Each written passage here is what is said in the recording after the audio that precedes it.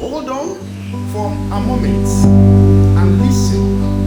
How to live, think, and remain spiritually healthy when God is silent. Silence is not the absence of responsibility. This is where many people misunderstand the season they are in. When God goes quiet, some people freeze, others panic, others start chasing noise. But silence is not a waiting room where nothing is required of you. It is a formation zone.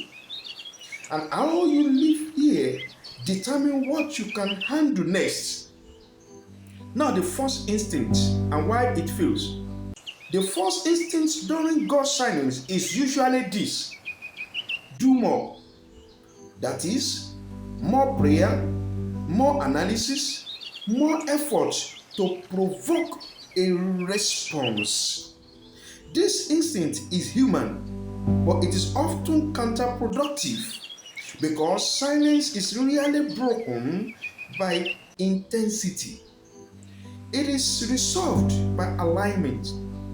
You cannot force God to speak by increasing volume. You can only prepare yourself to hear Him clearly when He does. Now, what not to do in this season of silence? Before we talk about what to do, we must be clear about what not to do. Number one, do not chase emotional reassurance. Silence tempts you to replace God's voice with substitutes. Constant motivational content, such as endless prophetic noise, such as non-stop spiritual stimulation. This feels helpful, but they are creating independency. They prevent silence from finishing its work. Growth requires space. Number two, do not assume hidden guilt. Silence often triggers self-interrogation. You start searching for secret sins, hidden mistakes, unconfessed failures. This turns faith inward in unhealthy ways. God does not use silence to shame you into paramour. Conviction is clear, silence is ambiguous. Do not confuse the two. Number three, do not abandon spiritual disciplines. Some people withdraw completely. They stop praying, stop reflecting, stop engaging. This is not rest, it is retreat. Silence is not permission to disengage. It is an invitation to simplify, not disappear. Now, the core shift you must make. During silence, the goal changes. The goal is no longer answers. The goal becomes stability. God is less concerned with explaining Himself. That's with strengthening your inner posture. You are learning how to remain steady without constant direction. This is essential for adulthood in faith. Now, practical step one, slow your input. Silence requires less noise, not more. Reduce unnecessary voices. Limit constant commentary. Create space for thought. God often speaks quietly after silence ends. If your inner world is overcrowded, you will miss subtle clarity when it arrives. Silence trains attentiveness. Now, practical step two, anchor to what is already clear. Silence does not erase what God has already revealed. His character is unchanged. His values remain consistent. His principles are still valid. During silence, anchor yourself to what you already know to be true of God, what has been proven over time. what does not fluctuate with emotion. This prevents drift. Practical step number 3. Maintain rhyme, not intensity. This season does not require extreme spirituality.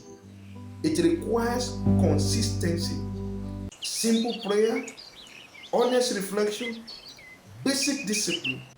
Consistency builds trust in yourself, and self-trust is essential when internal reassurance is absent.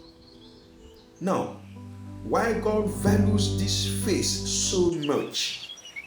God values this phase because it reveals something rare. Faith that functions without reinforcement. This kind of faith does not collapse under delay. It does not depend on mood. It does not demand consistent or constant confirmation. This is the faith that can endure responsibilities. Kindly subscribe. If you are yet to subscribe to this, kindly subscribe now. Now, the eternal work that is happening now. While silence continues, several things are forming, such as emotional regulation, such as discernment, such as patience, self-leadership, spiritual resilience. These qualities cannot be rushed. They are not taught. They are earned through experience. Why this season feels unproductive, but is not. Silence feels unproductive because results are invisible. 1. You are not seeing breakthroughs. 2. You are not hearing direction. 3. You are not receiving affirmation. But invisible work often matters more than visible progress. Foundations are invisible, yet everything rests on them. Now, the role of obedience during silence. Obedience during silence is quiet. It looks like doing the right thing without applause, choosing integrity without reward, remaining faithful without extreme. Now, this obedience builds credibility. God entrusts more to those who remain steady when motivation is low. Now, listen to this. The difference between waiting and stagnating. Waiting is active, stagnating is passive. Waiting involves readiness, stagnation involves avoidance. Now, since silence is not an excuse to pause growth, it is an opportunity to grow eternally. Now, why comparison is dangerous here? During silence, comparison intensifies. Others seem to hear God clearly. Others appear directed. Others move forward. This comparison distorts perspective. God does not train everyone publicly. Some are prepared quietly because what they will carry later requires depth. Now, the subtle skill you are developing, you are learning how to self-regulate faith, not outstanding confidence, not depending on constant feedback. This skill is essential for long-term stability. Without it, faith becomes fragile. If you are here to subscribe to Daily Prayer Bomb, please do so right now. It's very important. Let's continue. When God will speak again. God speaks when identity is stable, dependency is reduced, clarity will not create arrogance, direction will not be misuse. Silence is not endless, but it is precise. Now, what to tell yourself when doubt rises? When doubt rises, remind yourself, number one, silence does not equal rejection. Number two, growth does not always feel affirming. Number three, faith is not measured by feeling. This refraining prevents emotional spirals. You are not falling behind. Silence does not mean delay in density. It means preparation for durability. Some people move fast but collapse early. Others move slower but endure longer. God values endurance. Why this part of the journey is private? Private formation prevents public failure. God develops character before exposure. Silence protects you from being promoted prematurely. You must know that. Make sure you follow this page and make sure you share this very, very important. Now listen to this. There is a question many believers are afraid to ask out loud, not because it is rebellious, but because it feels dangerous. And what is the question? What if God stays silent longer than I expected? Not days, not weeks, but months, even years. This part is for that question. When silence outlasts expectation, short silence feels mysterious, long silence feels personal. At first, you wait with curiosity, then with patience, then with tension.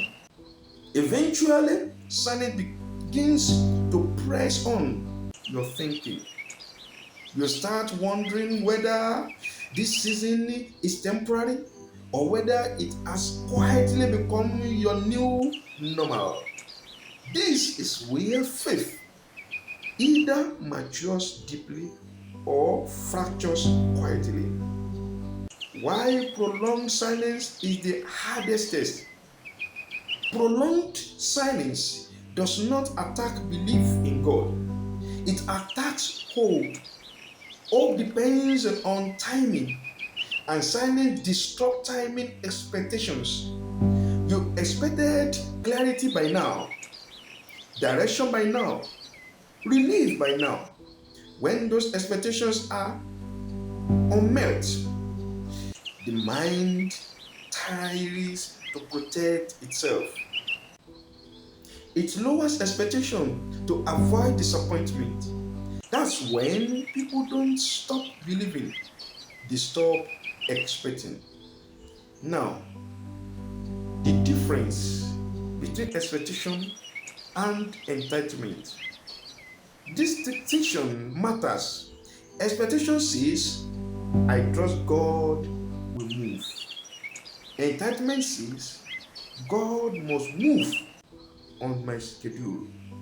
Silence exposes entitlement you didn't know you had, not because you were arrogant, but because you were human.